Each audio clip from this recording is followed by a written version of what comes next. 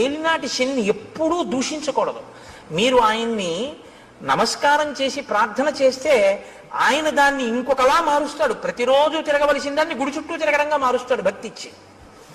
కాబట్టి ఇప్పుడు శాపానుగ్రహం ఎందుకు ఇస్తారు? మార్పు తీసుకురావడం కోసం ఇస్తారు. వెంటనే తనకు అర్థమైంది, అయ్య బాబోయ్ ఇలా ఉండడమా. పడ్డాడు మహర్షి కాళ్ళ మీద. ఇప్పుడు పడన్నాడు, ఇప్పుడు నాకు ఈ శాప విమోచనం అని అడిగాడు. అయితే మారేవు కదా, ఇప్పుడే అన్నారు అనుకోండి, ఆ బుద్ధి మళ్ళీ మారిపోతుంది. అందులో ఆ బాధ ఏమిటో తెలియాలి.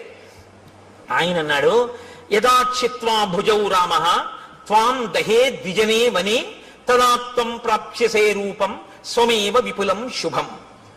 నీవు అరణ్యంలో పడి ఉండి ప్రాణుల్ని తింటుంటే ఒకానొకప్పుడు రామచంద్రమూర్తి అరణ్యంలోకి వచ్చి నీ భుజములను తెగనరుకుతారు. ఆ తెగనరికి అరణ్యంలో నిన్ను కాల్చేస్తారు. ఎందుకంటే ఆ ప్రాణి అలా